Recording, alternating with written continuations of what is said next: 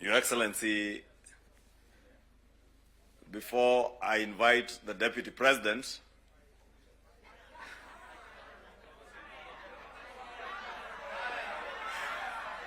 we know whether ni fire si fire, noma si noma.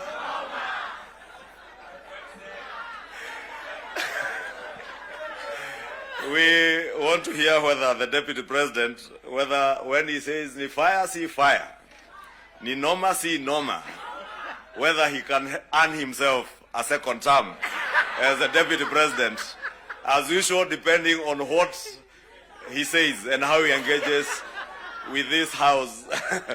Honorable members, allow me to welcome the Deputy President of the Republic of Kenya, Professor Kindiki. Thank you. I wanted the Leader of Majority to delay a bit because the Prime Minister stepped out, because I wanted to take the shortest time here, having seen what my predecessors have gone through. and you know, both my predecessors are just like me from academia. So I was very worried. I wanted really to delay until the Prime Minister comes back. But I'm grateful to what Dr. Zani and team are doing. You're helping the country deal with very, very difficult issues. I'm also very impressed by Professor Makao Mutua's work. It's quite a heavy topic that he's handling on behalf of the country. So my sister, Dr. Zani, and my academic senior, Professor Makao Mutua, I wish you Godspeed as you do this on behalf of all of us.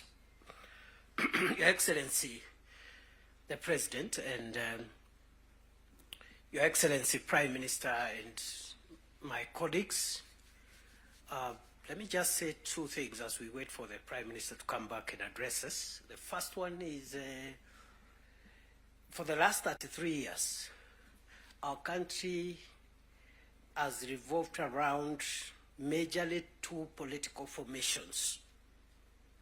And the difference in the political strength of those two major political formations has not been very big difference.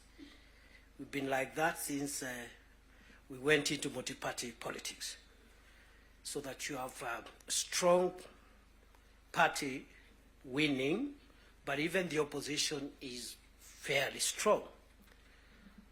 What that means, therefore, is that our country, like all democracies, requires bipartisan consensus building, especially to deal with serious and heavy national issues and national challenges. I like what my mono in school and the leader of the National Assembly minority side, Junaid said, my distinguished mono. He said that oh, he's back. I was just praising you, Junaid.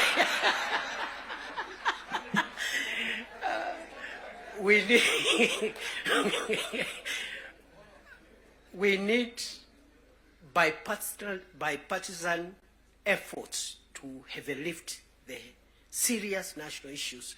You've seen them in the 10-point agenda: the fight against corruption, the fight against ethnic bias, the fight against all these vices.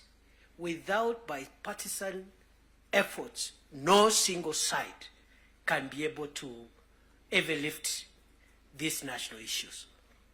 So let us not underestimate what the leadership of the UDA through President Ruto, the leadership of ODM through His Excellency Raila Odinga has helped us to achieve as a nation.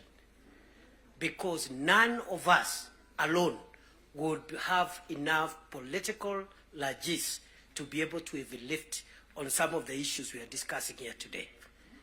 So we are in good space, and for that we must celebrate and acknowledge the visionary leadership of President William Ruto and the visionary leadership and statesmanship of our elder brother, the Honorable Raila Odinga. Going forward, those of us who are younger politicians, we should pick lessons from these two leaders, because there's a lot of excitement by many people who are in the political space, and they think leading the country or managing the country's affairs is a small issue. And some of the characters running up and down around, if they are given this nation to manage even for a day, the country will sink, because they don't have enough wisdom and enough foresight to be able to manage the complex society that is Kenya. So, Prime Minister, we appreciate your leadership, your vision, and you've been able to show us, those of us who are younger politicians, that elections and politics should not undermine the collective interest, stability, and progress of our nation. You have helped us understand that individual ambitions to become whatever we want to become should not stand between us and our country's stability, progress, and sustainability. The last point I want to make now that we have reached where we wanted to reach is that, again, just to emphasize that I am happy to see again many political parties whose leadership is here, but although the NADCO and the 10-point agenda was introduced by the two largest parties, UDN and ODM, we have other allies who have joined us from both sides. And what this means is that the country is generally and gradually forming the national consensus that we are looking for. And therefore, for me, the lesson I pick, even looking at the leadership that has spoken here, Stewart Matzayo from Kilifi, Owen Baya from Kilifi, Junel Mohammed from Migori, Migori and other places, and myself. Those who have felt that perhaps they need space to show their leadership skills, yet they feel their background, their religion, their ethnicity disadvantages them. Their background, their religion, their ethnicity disadvantages them in a large national party to realize your dream, your potential, and your skills to be tapped than otherwise. And therefore, going forward, as we form coalitions and build our respective parties, let us look towards building national parties as opposed to sectarian parties, because that is where the future of our nation is best assured.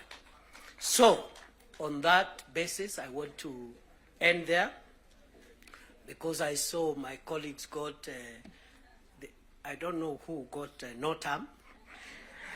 I want to end there and wish this meeting all the best.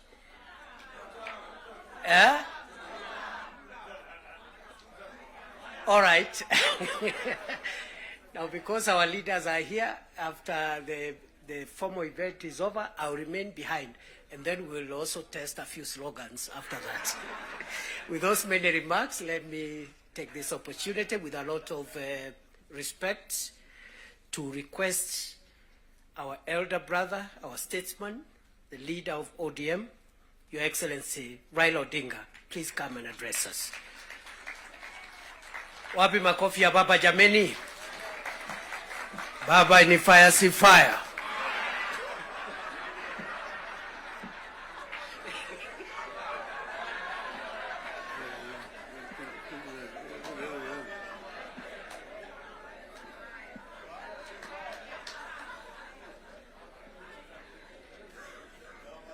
Haya,